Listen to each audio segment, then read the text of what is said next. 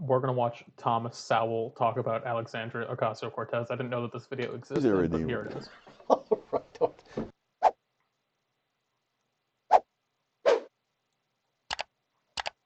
Do not subscribe to Thomas Sowell, no matter what you do. There's an element where, yeah, people are going to have to start paying their fair share in taxes. Do you have a specific on the tax rate?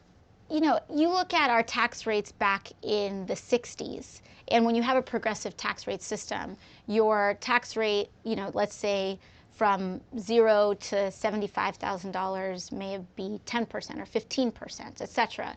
But once you get to like the tippy tops, on your 10 millionth dollar, sometimes you see tax rates as high as 60 or 70%. Those on the left often act as if human beings are just like inert blocks of wood.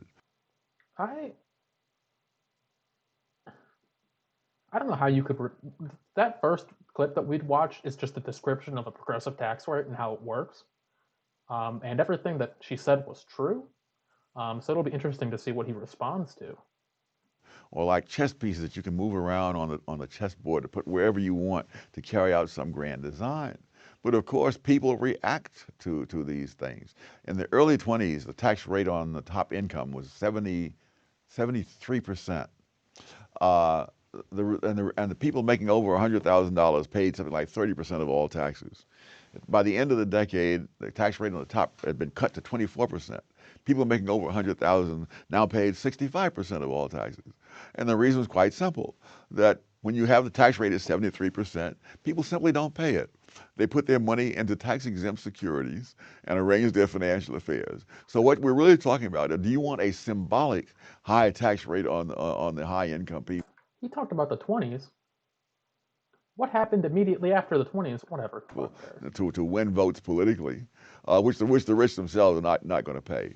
Or do you really want more tax revenue coming into the government? One of the big issues that we have in our country is that the amount of racism, I have ice cream, by the way, but the amount, with the amount of xenophobia that we're seeing, especially this administration, there's so much language that's disrespecting undocumented people, when the fact of the matter is they're the ones these are the families and the individuals that are making sure that we're fed. They're often taking care of our children. They are often making sure that our workplaces and our homes are sanitary. Well, yeah, that's kind of a racist whack take from AOC that immigrants are, undocumented immigrants, I'm going to bet, are actually majority participating in these types of jobs because you get paid under the table. And the whole point of being undocumented and an immigrant is that you have to get paid under the table. And maybe she'll mention that when you get paid under the table as an undocumented immigrant working in whatever fucking banana field or whatever, I don't fucking know what immigrants do, I'm not one of them, that when you get paid under the table because you're an undocumented immigrant, you don't pay taxes. Neither you nor the person paying you. Interesting how that works. When only 2% of immigrants from Japan to the United States go on welfare, while 46% of the immigrants from Laos. Japan is an industrialized country. Laos is. We just got done 50 years ago bombing Laos into fucking oblivion. Like, what are you talking about? There is no single pattern that applies to all immigrants. Everything depends on which immigrants you're talking about and which periods of history. One of the things about the immigration debate is they talk about immigrants in the abstract, and there are no immigrants in the abstract, as that passage indicates. And we don't know who those people are that are here. They may all be PhDs from the University of Chicago, in which case they should all stay. Or they may in fact be people who majored in sociology at Berkeley, in which cases get them all out of here as soon as possible.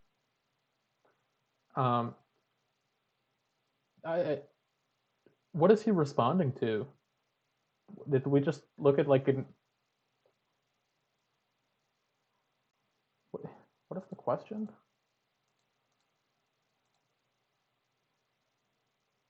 Yeah, okay, so 2% of immigrants from Japan go on welfare as opposed to 46% from Laos, which is supposed to describe to you how the interpretation you should take from that is that Asian people are not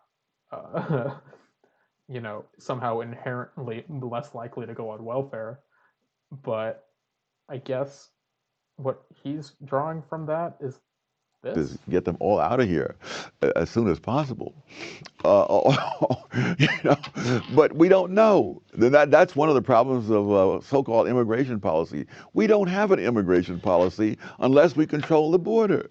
It doesn't matter what our policy is.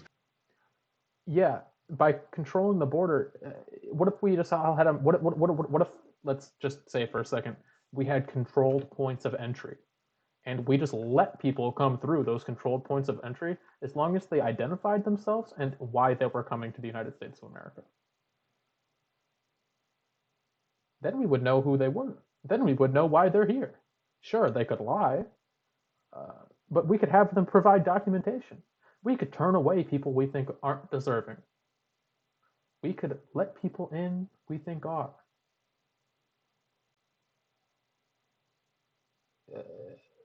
How does like a wall help that? If anybody who wants to cross the border can cross, then our policy is just a bunch of words on paper. Any discussion of people in the abstract drives me crazy because there are no abstract people. 100 years ago, people understood that. And so when there was a debate about immigration, there was a multi-volume set of tomes. 100 years ago, there were quotas as to who was fucking allowed to enter the United States based purely on race. Let's look up quota-based immigration policy.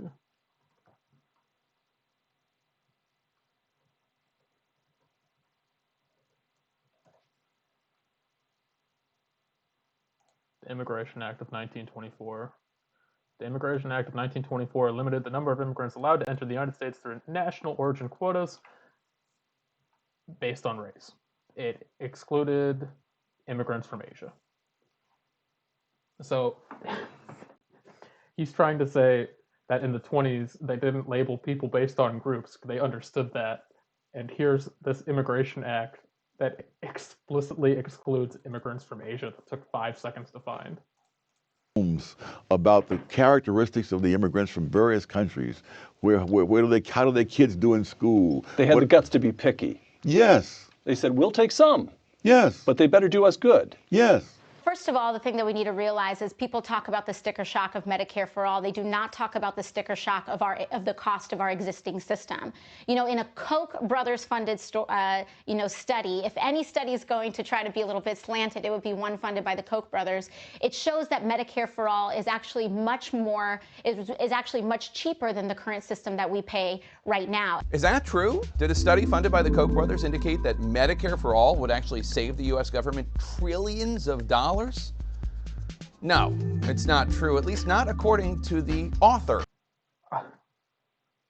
We're watching CSN fact check now, which is something people on the right ought to know is something we shouldn't be doing. Of the study. I think at the end of the day, we see that this is not a pipe dream. Every other developed nation in the world does this. Why can't America? First of all, what earthly reason is there to believe that the government of all institutions can make health care less expensive?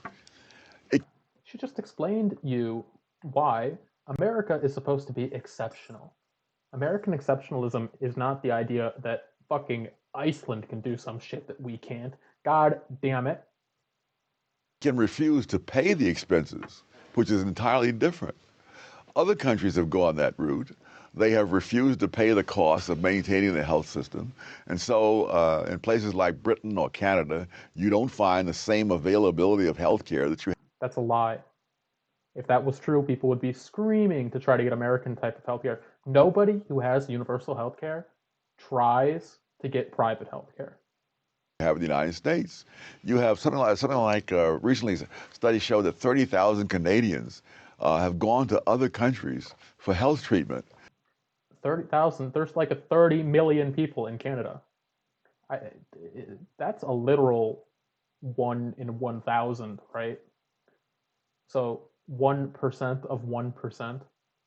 Even though they get it free of charge in Canada, and they've got to go pay for it somewhere else, and they go because the quality is not the same. If you're talking about going in for surgery, something like a fourth of the people in Canada wait 6 months or more for surgery. I wonder what percentage of people in America are putting off some surgery because it's not medically necessary, and because they can't afford it.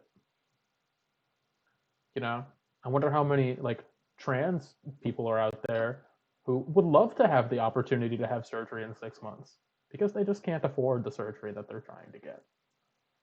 I wonder how many cancer patients can't afford chemotherapy but would be thrilled to get some chemotherapy in like 2 or 3 weeks. Because they would not be getting chemotherapy. Well, chemotherapy is life-saving, so it's not a great example. But you know what I'm trying to say, that there are so many people in the United States that die waiting for healthcare. I think Bernie Sanders brings up this number, that it's something like 30,000 Americans that just die waiting for healthcare in the United States. So that 30,000 people that leaves Canada to, you know, get healthcare in the United States, they're just dead in America. Surgery. In Britain, it's a higher percentage. In the United States, only 5% wait that long. In order for them to bring down the cost of health care, the government would have to operate the system more efficiently than the market does. I can't think of anything that the government operates more efficiently than the market does. Roads, schools, dams, trains, the post office, oh God, collecting taxes. They do that better than anyone else. I mean, they do it pretty poorly, but they do it better than anyone else in the United States. Oh God, there's just so many things the federal government does better, or the government in general does better. The world is going to end in 12 years if we don't address climate change. And your biggest issue is your biggest issue is how are we going to pay for it? And like, this is the war. This is our World War II. I think it's a classic example of the need for crusades. Whether it will. I'm pretty sure that like the entire state of Florida being underwater is going to disagree with you on that, but you know, that's not going to happen for at least another 30, 40 years, so why do I care? In fact, cut down on the greenhouse gases significantly. And whether even if it does, whether that will really be enough, because after all, we are only a small part of the world to affect the. We are the world leaders. We control the world. We dictate what the world does. If the United States embargoes a country because they don't like their goddamn climate standards, you know what happens? That country just raises their fucking climate standards because they need to work with the United States for the goddamn United States. The entire temperature of the Earth, it seems quite dubious, despite the sort of notion that it's a proven fact that man-made factors create global warming. There are literally hundreds of people who spend their lives specializing in the study of climate who say no, that is not the case. There are literally hundreds of thousands of scientists who would disagree for him to say hundreds of people would disagree. Jesus Christ. But the ones who are pushing global warming are doing their damnedest to make sure that those who believe the opposite don't get heard in the public. About 2 days ago, I was walking up the steps of the Capitol when Representative Yoho suddenly turned a corner and accosted me on the steps right here in front of our nation's Capitol. And Representative Yoho put his finger in my face. He called me disgusting. He called me crazy. He called me out of my mind. This issue is not about one incident. It is a culture of lack of impunity, of accepting of violence and violent language against women, and an entire structure of power that supports that. Is she wrong? That guy, though, this Ted Yoho character, he got voted out. He got replaced by Kat Kamak, who lied about being homeless. I only know these things because I follow Adam Christensen on Twitter, and so should you. They seize upon episodes, individual episodes, and then they extrapolate that to 300 million people. I mean, in a country of 300 million people, you can throw together a couple of dozen terrible examples of almost anything at almost any time. I think that there's a lot of people. That's not a response to anything that she said, though. More concerned about being precisely, factually, and semantically correct than about being morally right. We're raising whole generations who regard facts as more or less optional.